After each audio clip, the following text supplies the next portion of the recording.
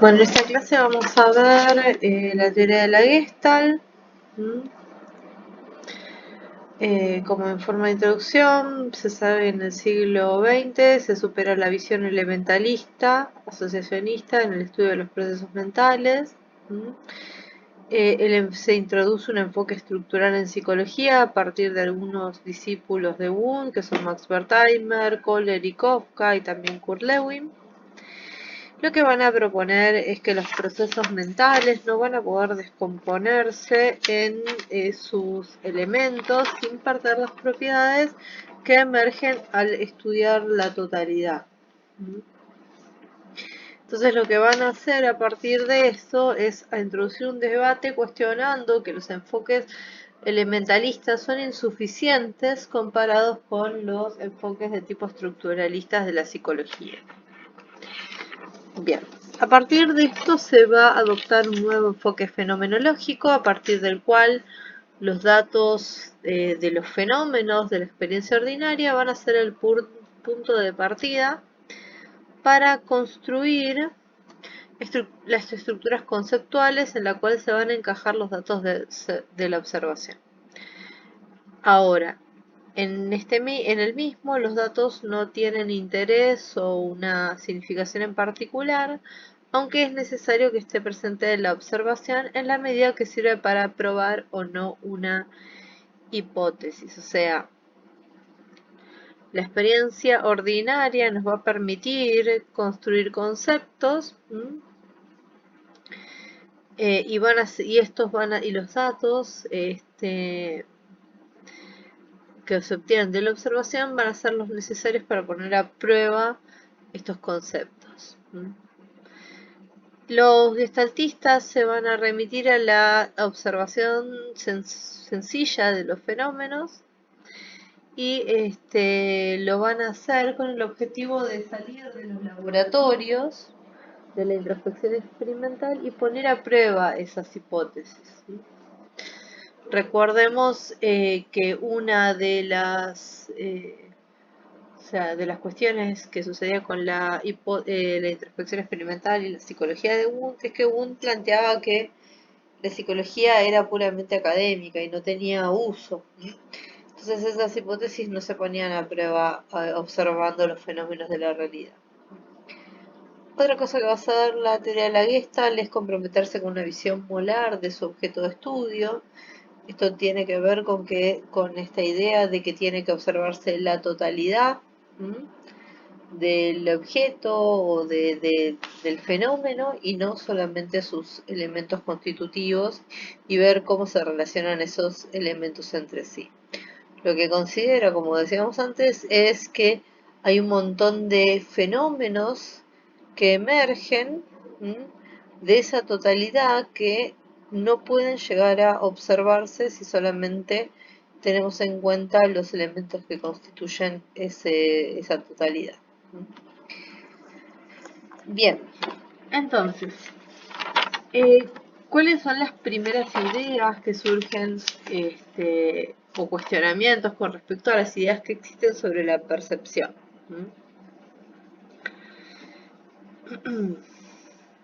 O también son ejemplos que demuestran que lo que uno percibe va más allá de los elementos que lo constituyen.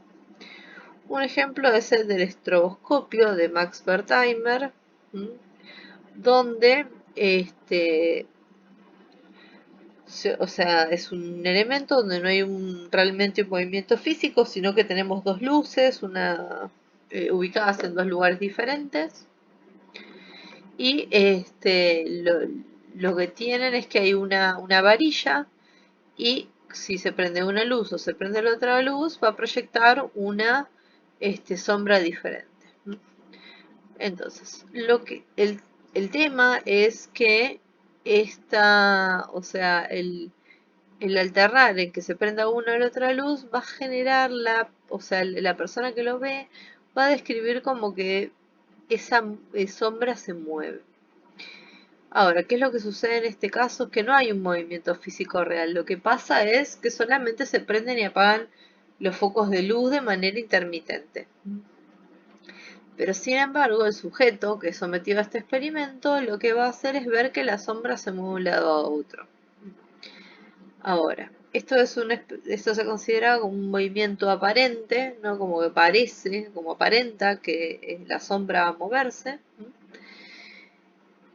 Este fenómeno era interpretado por los psicólogos de la escuela de Wood como una ilusión, como un juicio erróneo del observador, y nunca fue considerado como un hecho perceptivo en sí mismo, sino que era un error. Para Wertheimer, en cambio, este movimiento aparente va a ser un hecho perceptivo, que va a ser tan real, o sea, la forma en que se percibe es algo tan real como el movimiento real en sí mismo. Entonces le va a llamar la atención la frecuencia de informes verbales que hacen referencia a que hay una ilusión del movimiento, que hay una especie de idea de percepción de ese movimiento. Entonces, a partir de esto se van a empezar a estudiar todo lo que son las ilusiones geométricas, que son distorsiones de formas visuales debido a otras formas que aparecen en su entorno.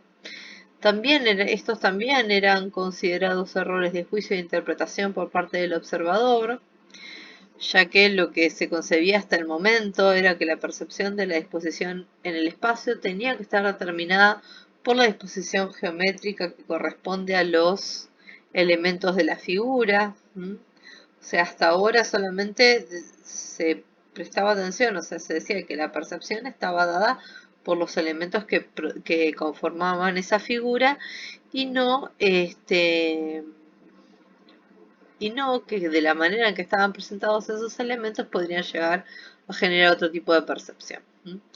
Lo que va a hacer la psicología de la forma es hacer caso omiso a esta interpretación y va a intentar comprender lo que sucede con los fenómenos de la percepción. O sea, porque nosotros, a pesar de ver a pesar de que los elementos, si lo dividimos en los elementos constitutivos, observamos otras cosas, como sucede en estas imágenes, que nosotros vemos espirales o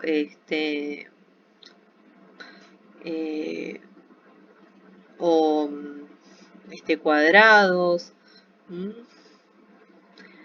que esto lo vemos, o sea, pero si vemos la totalidad, si vamos a ver cada uno de los elementos, vemos líneas blancas, negras, triángulos o líneas con triángulos, pero no vemos, pero en realidad no está dibujada, por ejemplo, una espiral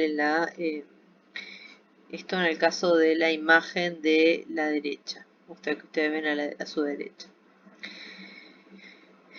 Entonces, lo que va a hacer la psicología de la forma va a tratar de comprender qué sucede con los fenómenos de la percepción.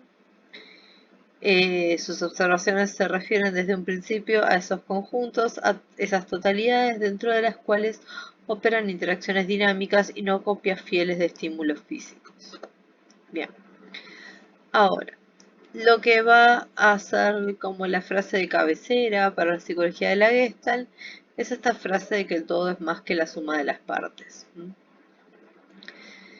¿Qué quiere decir esto? Que la experiencia psicológica va a llevar de la mano la cualidad de la totalidad, que no se puede concentrar o no se puede dividir en las partes constitutivas aisladas.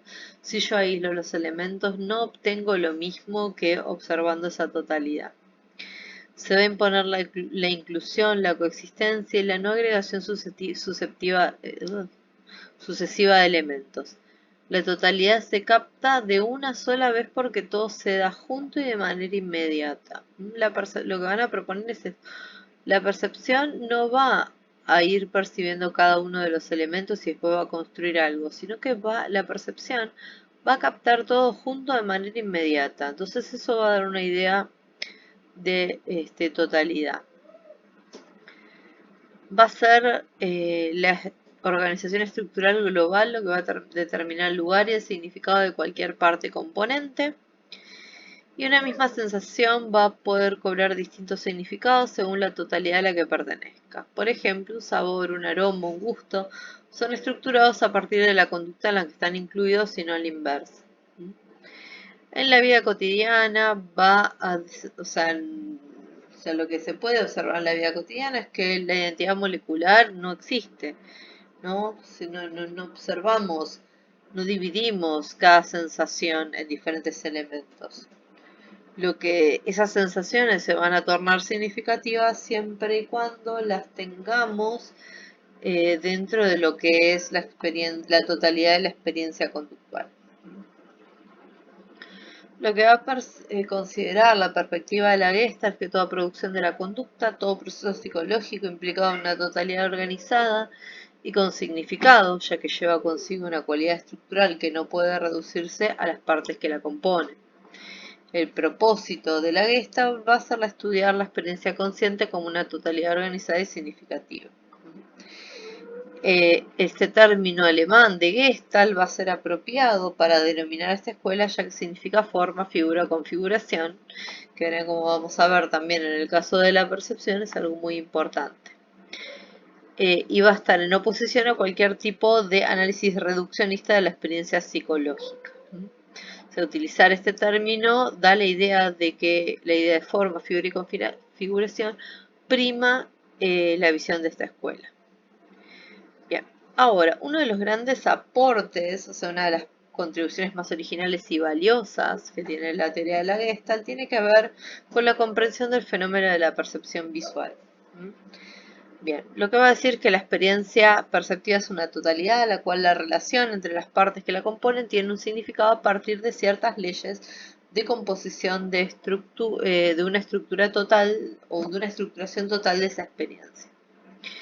El valor de cada elemento que compone el campo perceptual va a depender de esa totalidad a la cual se haya incluido y que el mismo va a variar según si forma parte de otro contexto perceptivo que ha logrado un nuevo equilibrio.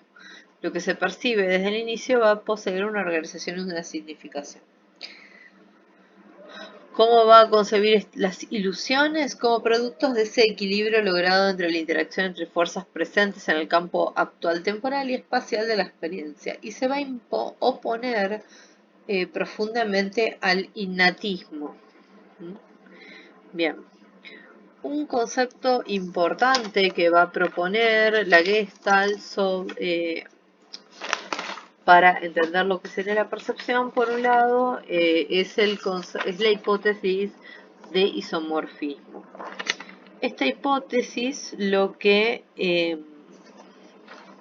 va a intentar dar cuenta es que existiría una identidad estructural entre lo que sería el plano de la experiencia consciente directa y los procesos fisiológicos que subyacen a la misma.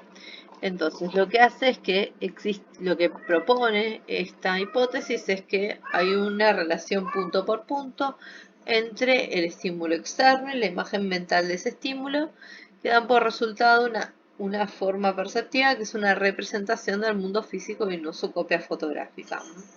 Es un equilibrio logrado, siempre instantáneo, y cualquier cambio en el campo estimular produce un cambio tanto en la forma psicológicamente percibida como en los campos corticales siempre implicados. Esto después fue muy criticado por lo que serían las neurociencias. Bien, después lo que va también es proponer la Gestalt es una serie de principios y leyes que complementan a esta hipótesis de isomorfismo. Por un lado tenemos lo que sería la ley de la pregnancia de la buena forma, que lo que nos dice es que la percepción siempre va a adoptar la mejor forma posible, coordinando lo que sería la totalidad de los factores que existen en el campo perceptivo en un momento determinado.